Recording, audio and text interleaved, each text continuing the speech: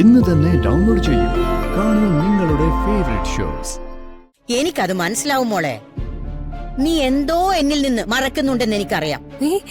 ഇല്ല മുത്തശ്ശി, അതൊക്കെ മുത്തശ്ശിക്ക് വെറുതെ തോന്നുന്നതാ. അങ്ങനെ എല്ലാം എന്റെ തോന്നലാവണേ എന്നാണ് എന്റെ പ്രാർത്ഥന. അമ്മ പറഞ്ഞത് മോന് മനസ്സിലാവുന്നുണ്ടല്ലോ.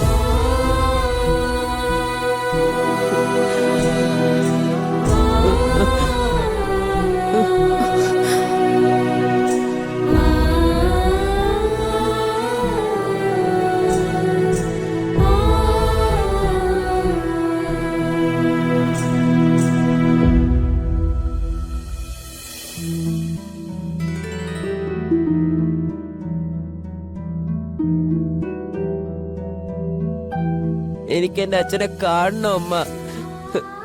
എന്റെ കൂട്ടുകാരെ പോലെ എനിക്ക് എന്റെ അച്ഛന്റെ കൂടെ കളിക്കണം.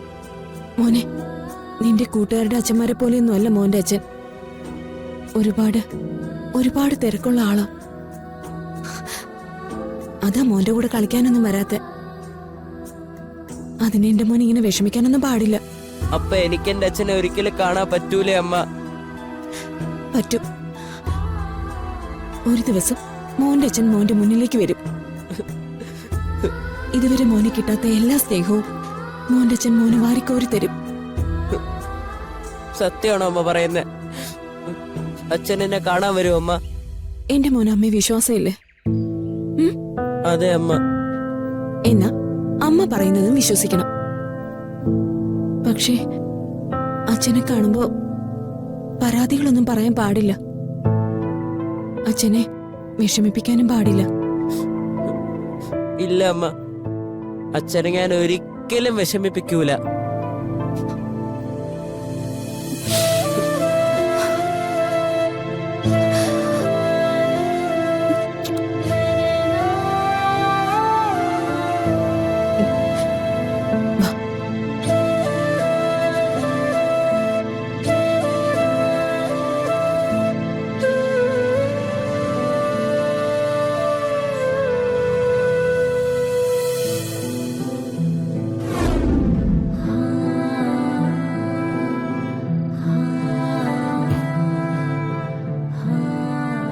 അമ്മയായിരുന്നു ശരി.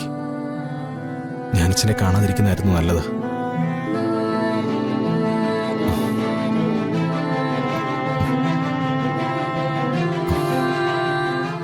അമ്മയ്ക്ക് എന്നോട് ദേഷ്യം തോന്നുന്നുണ്ടോ?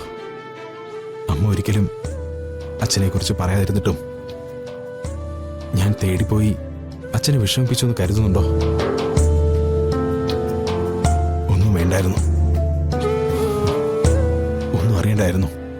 എനിക്ക് ആരുമില്ല എന്നുള്ള സത്യം അംഗീകരിച്ച് ഒന്ന് ജീവിച്ചാൽ മതിയായിരുന്നു.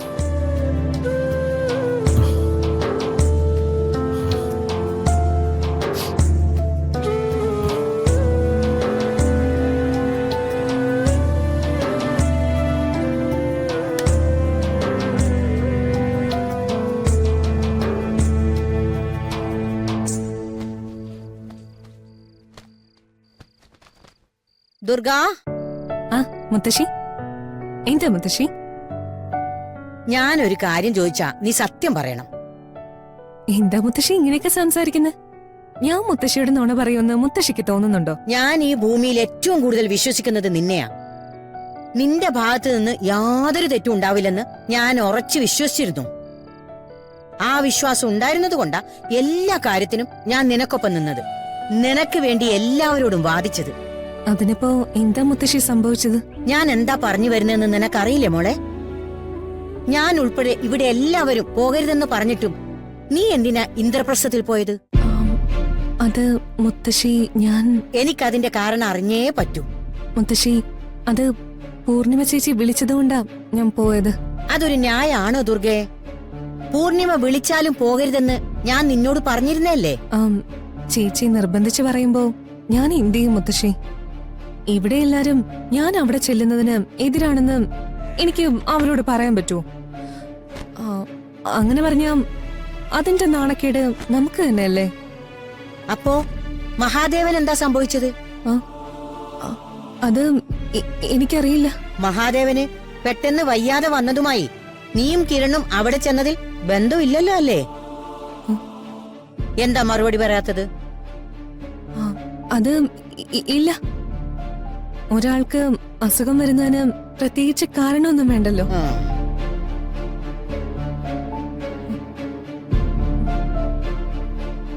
അല്ല, മുത്തശ്ശി എന്താ ഇങ്ങനെ നോക്കുന്നേ? ഹ, നീ ജനിച്ച് വീണത് മുതൽ നിന്റെ മുഖം കാണുന്ന ആളാ ഞാൻ. ആ നീ എന്നോട് കള്ളം പറഞ്ഞാൽ എനിക്കത് മനസ്സിലാവും മോളെ. നീ എന്തോ എന്നിൽ നിന്ന് മറക്കുന്നുണ്ടെന്ന് എനിക്കറിയാം. ഇല്ല മുത്തശ്ശി, അതൊക്കെ മുത്തശ്ശിക്ക് വെറുതെ തോന്നുന്നതാ. അങ്ങനെ എല്ലാം എന്റെ തോന്നലാവണേ എന്നാണ് എന്റെ പ്രാർത്ഥന. നീ എന്ത് ചെയ്താലും അതിലൊരു ശരി ഉണ്ടാകുമെന്നാണ് എന്റെ വിശ്വാസം. അതാണ് എന്റെ ധൈര്യം. അത് മറക്കണ്ട.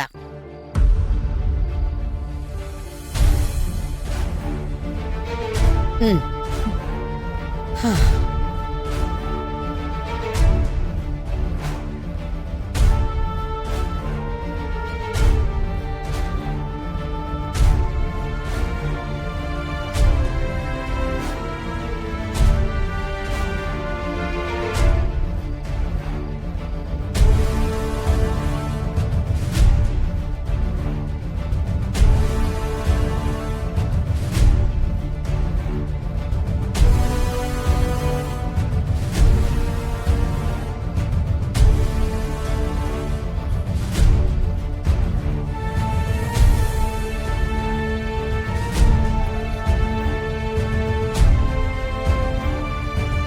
അമ്മേ,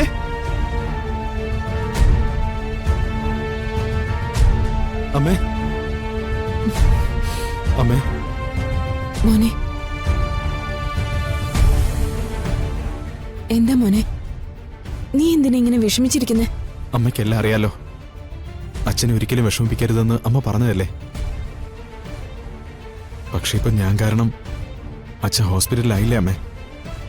കഴിഞ്ഞുപോയ കാര്യത്തെക്കുറിച്ച് ഓർത്ത് വിഷമിച്ചിട്ട് ഒരു കാര്യമില്ല മോനെ. പക്ഷേ നീ എന്തിനാ അച്ഛനെ അവിടെ ഒറ്റയ്ക്കാക്കിയിട്ട് പോകുന്നത്? അവിടെ അച്ഛന്റെ അടുത്തല്ലേ നിൽക്കേണ്ടത്? അമ്മേ, അത് ഞാൻ... നീ അച്ഛന്റെ അടുത്തേക്ക് ചെല്ല്. ആ മനസ്സ് നിറയെ നിന്നോടുള്ള സ്നേഹമാ. പക്ഷേ അത് പെട്ടെന്നൊന്നും പുറത്ത് കാണിക്കില്ല. നീ കാത്തിരിക്കണം. ഒരു ദിവസം ആ സ്നേഹം മുഴുവനും അച്ഛൻ നിനക്ക് തരും. ഇപ്പൊ നീ ചെല്ല്, അച്ഛന്റെ അടുത്തേക്ക് വേഗം ചെല്ല്. വേഗം ചെല്ല്. എണീക്ക്, എഴുന്നേൽക്ക് മോനെ.